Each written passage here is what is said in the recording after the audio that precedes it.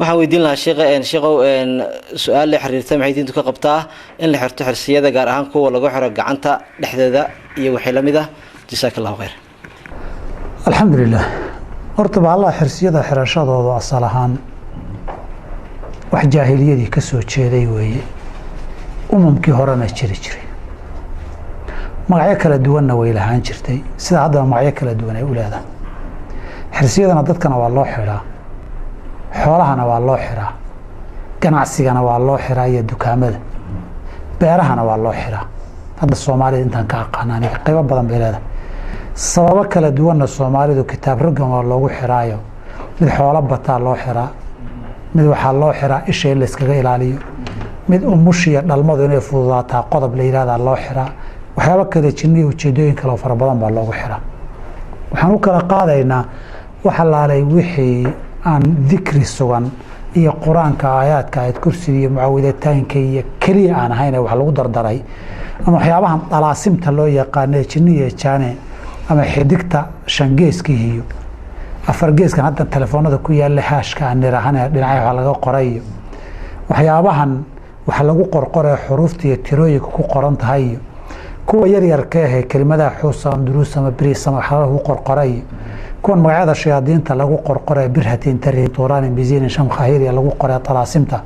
kuwan ay deyrabiga iyo awfaaqa iyo macsharu falag iyo shamsul macaarifka iyo ay jinniya jaanku ay ka shaqeeyaan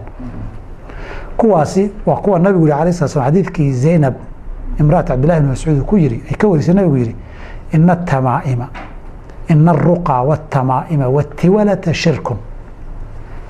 waxyaabahan la isku akhriyo in dikriga Ilaahay iyo quraankiisa ahayn xirsiyada noocan ah la xidho madiidada la dhigay shirkun waay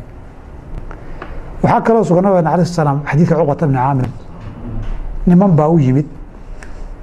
dadkii uu wada salaameen nabigu hal nin buu salaantii gacanta ka laabay markaas waxa ay sagaal baad salaanteen ninkan maxaad ugu diiday wuxuu yiri xirsi baa u xiran xirsigii baa laga gooyay markii laga gooyay nabigu salaam wuxuu yiri man allaqa tamimatan faqad ashraka xirsiyada ninkii xidha waa shay waa gaaloobay shirki buu ku dhacay ninkaasi intuu la ekaadaba hadba intuu ku xiran yahay xirsiyada sidan ay la xidhay dadka waxay ka leexiyaan kalsoonidii Rabbi subhanahu wa ta'ala xirsigaas qalbigooda ku xidhma waxana Abdulqaadir su'aasha ay ugu dheeraatay oo wax mujtamacaan iyo mujtamacaad badan oo muslimiin lagu ibtireeyay ha lagu ibtireeyay dadka waxani waxa ka maqan kan loo tagay xirsiga dhiga iyo xanuunka ku haya budcad qawleysato oo wada shaqaysato way jin baa lala shaqaystaa jak ka soo siibaa la leeyahay dhagtana ugu sheeg inuu ii yimaado markuu ii yimaado waxbaa laga qaadan waxbaa loo qori waxaa rag baa shirkad ku ah waxaa muddadii la qabaa muddadii ama intaad xiran tahay waa ku dayna heshiiskaas sidaas maalinkii muddadii soo noqon lagu yiri la gaaro ama aad iska dhigto jak waa ku qaniina waxaa laga rabaa inaad meesha ku xirnaato ku soo noqoto waxoogaa biilkaana shirkad baa lagu yahay marka burcad jabhadoo shirkadoo qayb aydan arkin bay dadku moodayaan awliyo kadib markii ay xanuunkii ku hayad soo aada wadaadkii meesha fadhiyey kiibaa kaa soo hormaraya soo socdaa ninkii cabdihebel aabuleh waxaasuu rabaa xaafadda saasuu kaga yimid dad baa sidaa ka ah gurigiisa hawl baa sidaa ahayd saasuu ku yimid hebel bay sarkeenoo saasaa lagu isku yiri markaad soo gasho hebel miya isagiibaa adu jinka ma aragtid ee dhagta wax ugu sheegay hebel miyaa buu ku leeyahay markaasaad dhihi saasaad u timid sow ma aha buu ku dhihi markaasaad dhihi saasaa lagu qabtaa sow ma aha waa la yaqaana alawliyeysana wax walba ogyahay war meesha burcad baa kaa daba shaqaynaysa sirdoonkii warka intay ururiyaan riboodka geynayay ee markaad timaada lagu akhrinayo ama telefoonkaagii safaricom inta laga soo qaado dhaatadaadii waxaad ku hadashoo dhan saasaa tiri lagu dhaho haddaa qayb baad ogtahay baad dhihi lahayd ma awliya wax badan baa laakiin hadda dabagalka aan baranay systemka laysu dabagalaay wax badan buu kashifay marka waxani waa burcad wada shaqaysata kadib xirsi baa lagu qori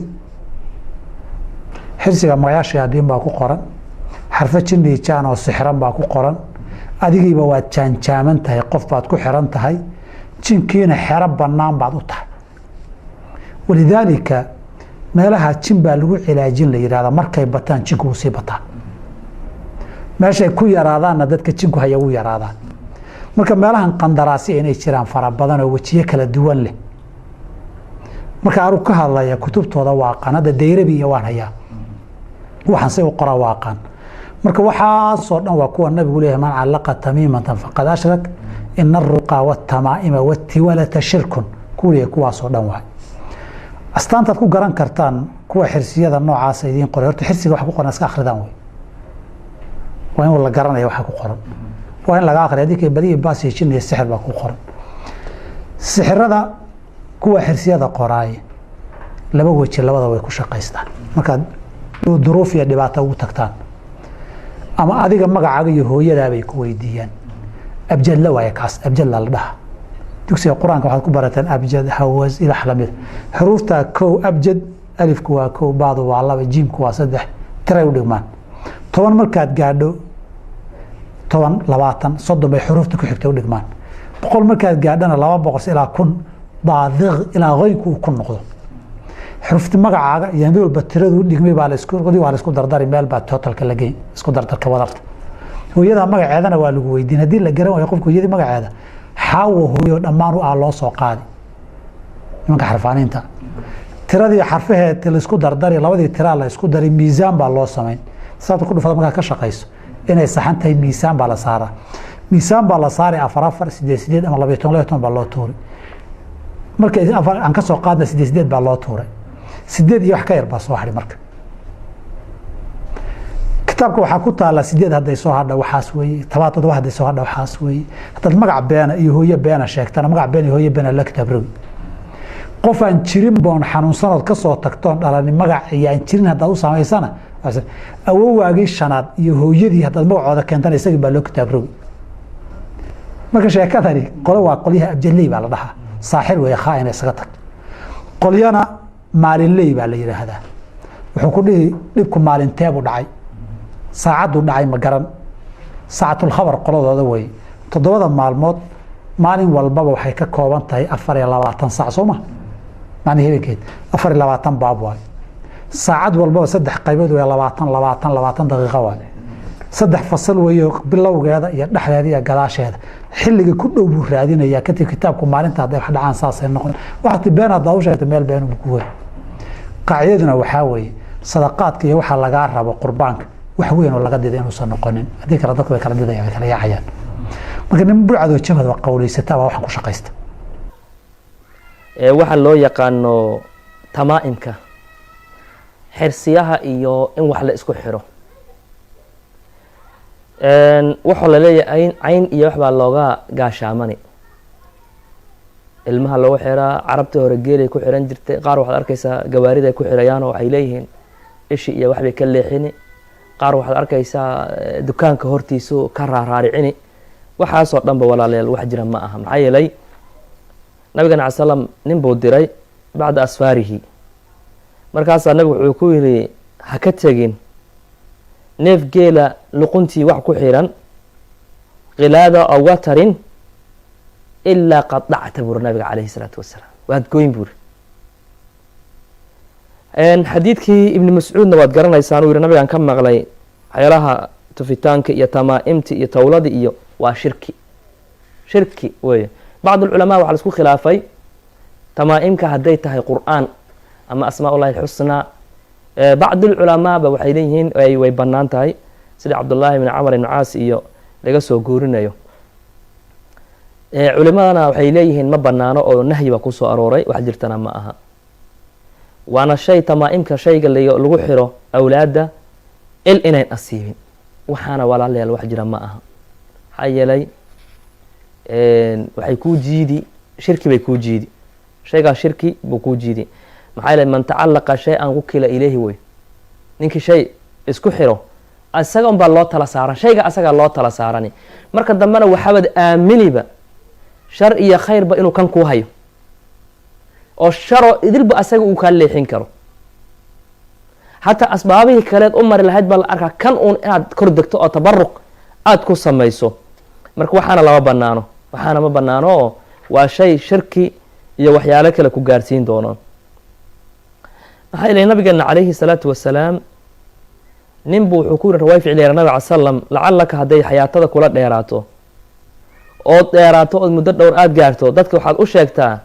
ana man caqada lixyatuhu aw taqallada wataran aw istanjaa biraajici daabatin aw cadamin fa ina muxamada barii'u minhu. ninkii waxaad u sheegtaa garkiisa xira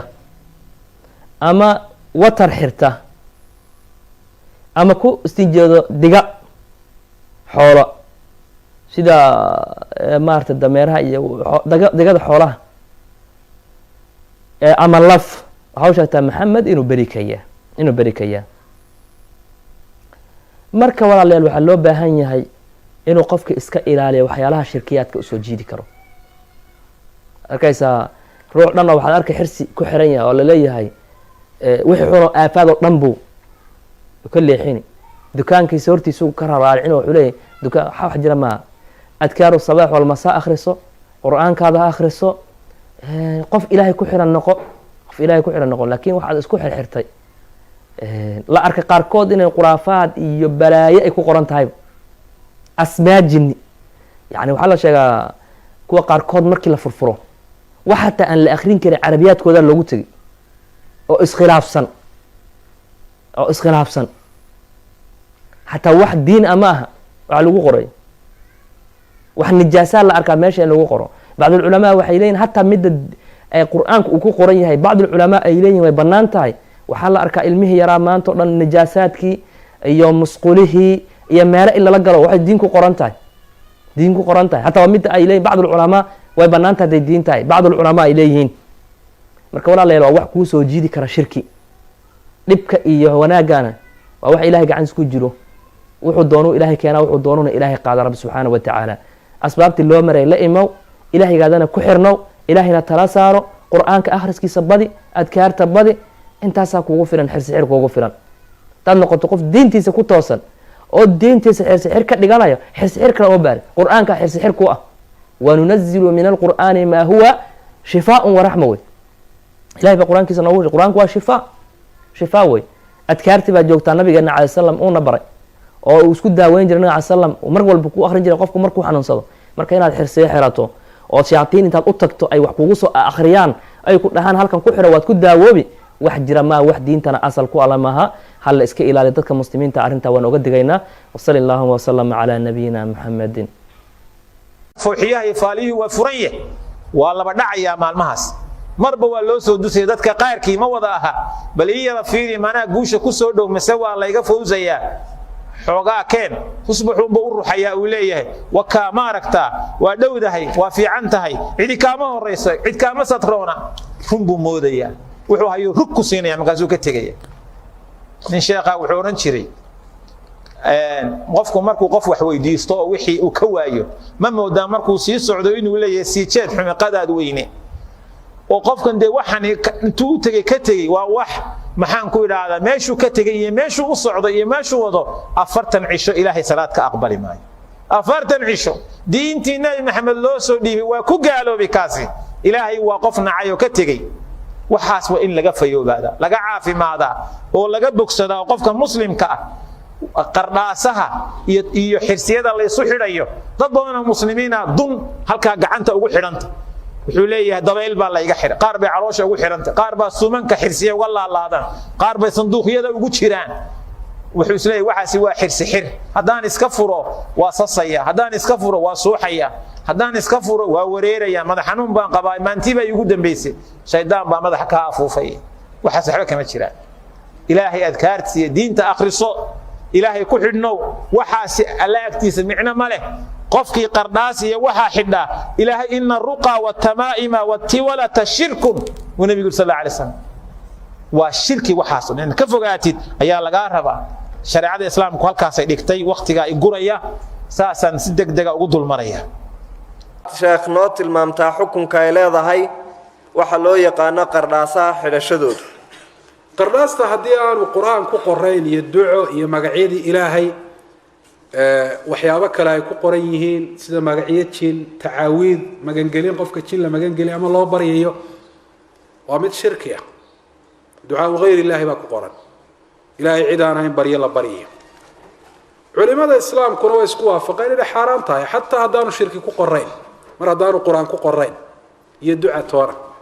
ta qur-aanka lagu qoro lafteeda ama lagu qoro ducooyinka soo arooray ama duco kale oo saxaba iyada lafteedu sax maaha waayo rasuulku calayhi salaatu wasalaam sidaa waxba uma daweyn dadka inuu qur-aanka ku tufay ducooyin inuu ku tufay waa soo aroortay in dadka biyaha loogu tufo qur-aanka oo cashar loo dhigaana waa mid ka soo aroortay salafka min asaxaabati wataabiciin wagayrihim saxaabada iyo taabiciinta iyo kuwo kalaba culamaa ulislaamna ay isticmaaleen sida imaamu axmed raximah llah masaajidka loogu keeni jiray biyo sida uu sheegay inankiisii saalix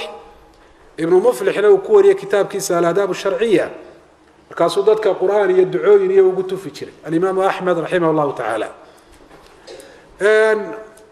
marka dhinaca marka laga eego qardhaasta aanu qur-aan iyo duca tonaani ku qoraynin sax noqon mayso ta kale qur-aankii waxay noqonaysaa lagu qoray in suuliga lala galo qofkii oon daahir ahayni inuu xambaarsanaado ama ilmo yarba in loo xidho oo aan xurmadiisa iyo xaqiisa aan garanahayn waxaa kaloo ka dhalata qofka qalbigiisa inuu ku tacalluqo oo mid qardhaasta ka laalaada uu noqdo oo dadka qaarkood hadday waayaan oy ka go'do ama ay guriga kusoo ilaabaan baxarkooda u kaco oo ay moodaan balaayo inay ku dhacayso dee balaayo xijaab iyo magacyo loogu bixiyey dadka inta wax loo duuduubay balaayada ilaahay baa xijaabi kara subxaana watacala ilahay baana laga magan galaa warqad laguu qorqoray balaayo xijaabi mayso qofku waa inuu ilaahay subxaana watacaala balaayooyinka ka magan galo hadduu doonayo balaayo inay ka xijaabanto laakiin waraaqa iyo qardhaas iyo harag xoolo laga jaray ama xayawaan iyo waxa aynu ku wareega maaha ta kale raacaysa waxay noqonaysaa qardhaasaha dadka qoraa way isku jiraan qaarkood qur-aan bay ku qoraan iyo ducooyin iyo qaarna waxyaabo kale ku qoraan qardhaas xidig meedhana waad arkaysaa xidiga ka buuxaan mid waxaa ku qoran magacyo hariib oo la yaab laho magacyadan aynu naqaane aynu u baranay aan ahayn soonaysa malaa magacyo jir qaar badan anigu waan furfuray oo waan eegay qaar qur-aan ku qoran baan arkay qaarna waxyaabaha kalea ku qoran qaar waxaa ku qoran xuruuf muqaaca waad mooday inay xuruuf googo-an alif alif ba ba jiim jiim waad mooday inay lambaro dadka qoraya ay jinka iyo shayaadiinta ay wada shaqaystaan ay kula xidhiidhaan marka maanta maba kala saari karnaba qardhaasta qur-aan ku qoran yahay iyo ta wax kale ay ku qoran yihin oo wadaadadii qorayay baa isku jira hadday doonaana isku daraya ninna wuxuu yidhi uu dhintaye abbaha iyo inantiinaba waxaa ku samey baan ugu qoraayo way ku bogsadaan maaha hadda sheeke bereley iyo warku tidhi kuteena xaqiiqo jirtaan idinka warramaya weeye marka ma taasaynu idhaahnaa dadka xidha qardhaasaha xidha kuwa noocaasa baa ku jira cayda loogu qoree dadkiina ay bogsasho ka raadinayaan wallahu aclam baaraka allahu fiik waaxsana qoraya ay jinka iyo shayaadiinta ay wada shaqaystaan ay kula xidhiidhaan marka maanta maba kala saari karnaba qardhaasta qur-aan ku qoran yahay iyo ta wax kale ay ku qoran yihin oo wadaadadii qorayay baa isku jira hadday doonaana isku daraya ninna wuxuu yidhi uu dhintaye abbaha iyo inantiinaba waxaa ku samey baan ugu qoraayo way ku bogsadaan maaha hadda sheeke bereley iyo warku tidhi kuteena xaqiiqo jirtaan idinka warramaya weeye marka ma taasaynu idhaahnaa dadka xidha qardhaasaha xidha kuwa noocaasa baa ku jira cayda loogu qoree dadkiina ay bogsasho ka raadinayaan wallahu aclam baaraka allahu fiik waaxsana waxaan weydiin lahaa sheekhow su-aal la xiriirta maxay diintu ka qabtaa in la xirto xirsiyada gaar ahaan kuwa lagu xiro gacanta dhexdeeda iyo wixii la mid ah jasaaka allahu khayr alxamdulilah horta bahalaa xirsiyada xirashadoodu asal ahaan wax jaahiliyadii ka soo jeeday weeye umamkii horena jiri jiray magacyo kala duwanna way lahaan jirtay sida haddaba magacyo kala duwan ay u leedahay xirsiyadana dadkana waa loo xidhaa xoolahana waa loo xidhaa ganacsigana waa loo xidhaa iyo dukaamada beerahana waa loo xidhaa hadda soomaalida intaan ka aqaana aniga qaybo badan bay leedahay sababo kala duwanna soomaalidu kitaab raggan waa loogu xidhaayo mid xoolo bataa loo xidhaa mid waxaa loo xidhaa isha in layskaga ilaaliyo mid umushiya dhalmadu inay fududaataa qodob la yihahdaa loo xidhaa waxyaabo kale jinniya ujeedooyin kaleo fara badan baa loogu xidhaa waxaan u kala qaadaynaa wax alaalay wixii aan dikri sugan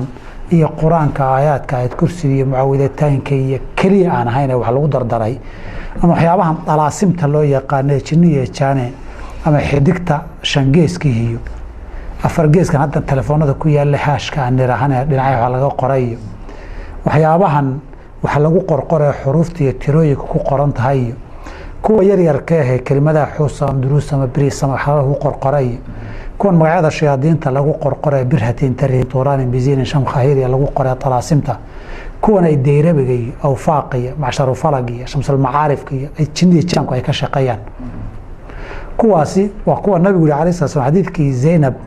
imraat Abdullah ibn Mas'ud ku yiri ay ka warisay nabigu yiri inna tamaa'ima inna ar-ruqa wat-tamaa'ima wat-tiwalata shirkun waxyaabahan la isku akhriyo in dhikriga Ilaahay iyo quraankiisa ahayn xirsiyada noocan ah la xidho madiidada la dhigay shirkun waay waxa kale oo sugan nabiga alayhi salaam xadiidka Uqbah ibn Aamir niman baa u yimid dadkii uu wada salaameen nabigu hal nin buu salaantii gacanta ka laabay markaas waxa ay sagaal baad salaanteen ninkan maxaad ugu diiday wuxuu yiri xirsi baa u xiran xirsigii baa laga gooyay markii laga gooyay nabigu salaam wuxuu yiri man allaqa tamimatan faqad ashraka xirsiyada ninkii xidha waa shay waa gaaloobay shirki buu ku dhacay ninkaasi intuu la ekaada hadba intuu ku xiran yahay xirsiyada sidan ay la xidhay dadka waxay ka leexiyaan kalsoonidii Rabbi subhanahu wa ta'ala xirsigaas qalbigooda ku xidhma waxana Abdulqaadir su'aasha ay ugu dheeraatay oo wax mujtamacaan iyo mujtamacaad badan oo muslimiin lagu ibtireeyay waxa lagu ibtireeyay dadka waxani waxa ka maqan kan loo tagay xirsiga dhiga iyo xanuunka ku haya budcad qawleysato oo wada shaqaysato way jin baa la shaqaystaa jak ka soo siiba leeyahay dhagtana ugu sheeg inuu ii yimaado markuu ii yimaado waxba laga qaadan waxba loo qori waxa rag baa shirkad ku ah waxa muddadii la qabaa muddadii ama intaad xiran tahay waa ku dayna heshiiska sidaas maalinkii muddadii soo noqon lagu yiri la gaaro ama aad iska dhigto jak waa ku qaniina waxa laga rabaa inaad meesha ku xirnaato ku soo noqoto waxoogaa biilkaana shirkad baa lagu yahay marka burcad jabhad oo shirkad oo qayb aydan arkin bay dadku moodayaan awliyo kadib markii xanuunkii ku hayad soo aada wadaadkii meesha fadhiyay kiiba ka soo hormaraya soo socda ninkii Cabdi Hebel Abuule waxa soo rabaa xaafadda saasoo kaga yimid dad baa sidaa ka ah gurigiisa hawl baa sidaa ahayd saasoo ku yimid hebel bay sarkaan oo saasa lagu isku yiri ka soo gashaa hebel miya isagiiba adu jinka ma aragtida dhagta wuxuu u sheegay hebel miya buu ku leeyahay kaas adii saasad u timid soo ma aha buu ku dhih kaas adii saasa lagu qabtaa soo ma aha waa la yaqaan al-awliyeysana waxa uu ogyahay war meesha buucad baa ka daba shaqaynaysa sirdoonkii warka intay ururiyaan reportka geynay marka timaada lagu akhrinayo ama telefoonkaagii Safaricom inta laga soo qaado daatadaadii waxaad ku hadasho dhan saasaa tiri lagu dhaho hadda qayb baad ogtahay baad dhihi ma awliye wax badan baa laakiin hadda dabagalka aan baranay systemka la isu dabagalay wax badan buu ka shafay marka waxani waa burcad wada shaqaysata kadib xirsi baa lagu qori xirsiga magacaasha hadin baa ku qoran xarfa jinni jaan oo sixran baa ku qoran adigiiba waa jaaman tahay qof baad ku xiran tahay jinkiina xira banaan baad u tahay ولذلك meelaha jin baa lagu cilaajin la yiraahdo markay bataan jinku sii bataan meeshay ku yaraadaan dadka jinku haya u yaraadaan marka meelahan qandaraasi inay jiraan fara badan oo wajiye kala duwan leh marka aru ka hadlaya kutubtooda waa qanada Dayrabi iyo waan haya waxaan say u qora waaqan marka waxa soo dhan waa kuwa nabigu leeyahay man allaqa tamimatan faqad ashrak inna ar-ruqa wat-tama'ima wat-tiwalata shirkun kuwa soo dhan waa astaanta ku garan kartaan kuwa xirsiyada noocaas ay idin qoray horta xirsiga wax ku qoran iska akhridaan way waa in la garanayo waxa ku qoran waa in laga akhriyo hadii badiyo baasi jinniga sixir baa ku qoran sixirada kuwa xirsiyada qoraay laba waji labada way ku shaqaystaan marka duruuf iyo dhibaato ugu tagtaan ama adiga magacaaga iyo hooyada bay ku weydiiyaan abjad la waaya kaas abjad la dhaha dugsiga quraanka waxaad ku barataan abjad hawaz ila xlamid xuruufta kow abjad alifku waa kow baadu waa laba jiimku waa saddex tiray u dhigmaan 10 markaad gaadho 10 20 30 bay xuruufta ku xigtay u dhigmaan 100 markaad gaadhana 200 ilaa 1000 baadiq ilaa qoynku ku noqdo xurufti magacaaga iyo meel batiradu dhigmay baa la isku dardari meel baa totalka la geey isku dardarka wadarta hooyada magaceedana waa lagu weydiin hadii la garan waayo qofku hooyada magaceeda xaawo hooyo dhammaan u loo soo qaadi nimanka xarfaaniinta tiradii xarfaheed la isku dardari labadii tira la isku dari miisaan baa loo sameyn sababta ku dhufada marka ka shaqeyso inay saxan tahay miisaan baa la saaraa miisaan baa la saaray 4 8 ama 12 baa loo tuuray marka aan ka soo qaadna 8 baa loo tuuray 8 iyo wax ka yar baa soo hadhay marka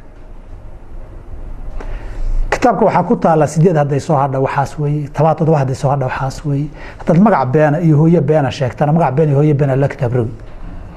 qof aan jirin boon xanuunsanood ka soo tagtoon dhalani magac iyo aan jirin hadda u saameysana awowaagii shanaad iyo hooyadii hadda magacooda keentana isaga baa loo kitaab rogi marka sheekadani qolo waa qolyaha abjaley baa la dhahaa saaxir way khaayna isaga tag qolyana maalinley baa la yiraahdaa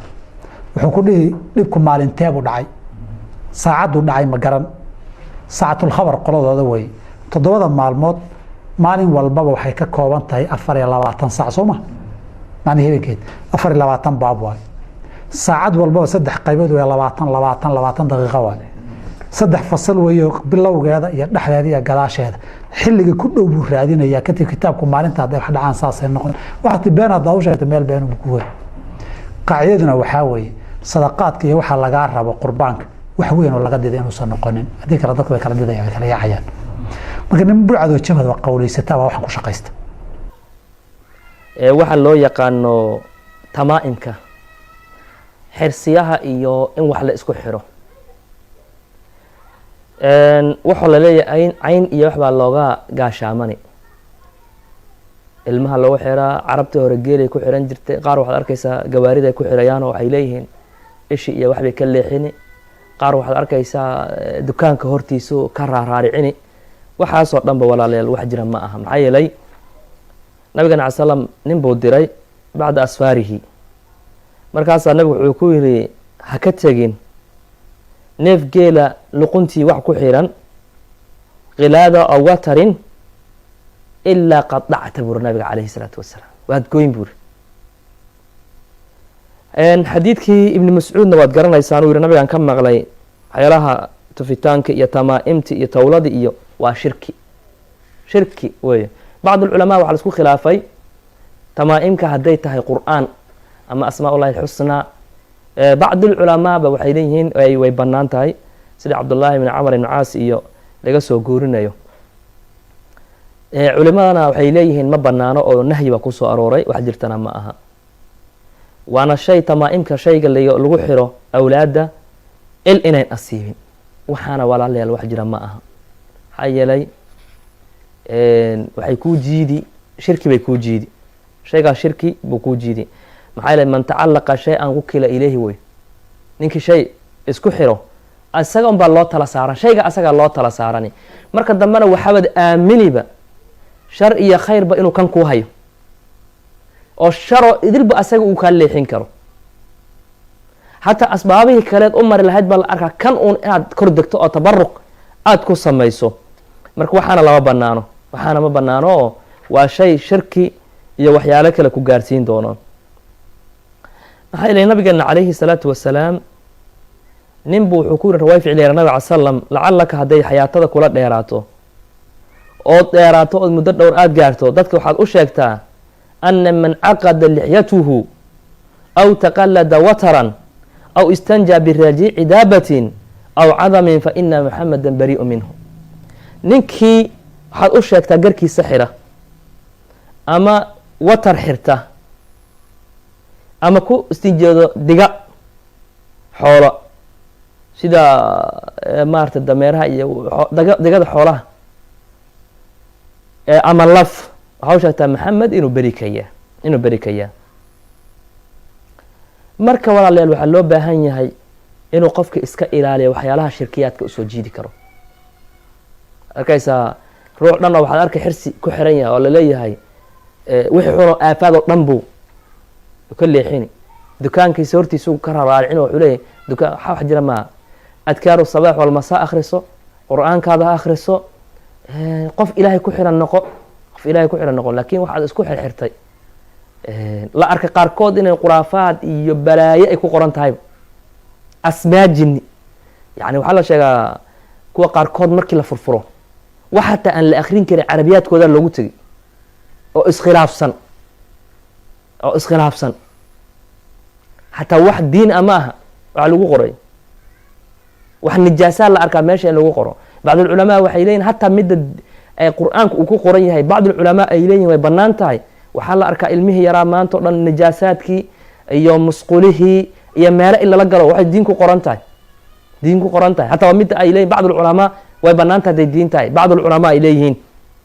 marka walaalayaal waa wax kuu soo jiidi kara shirki dhibka iyo wanaagana waa wax ilahay gacantiis ku jiro wuxuu doonuu ilaahay keenaa wuxuu doonuna ilaahay qaada rabbi subxaanahu watacaala asbaabtii loo maray la imow ilaahaygaadana ku xirnow ilaahayna tala saaro qur-aanka akhriskiisa badi adkaarta badi intaasaa kuugu filan xirsixir kuugu filan hadaad noqoto qof diintiisa ku toosan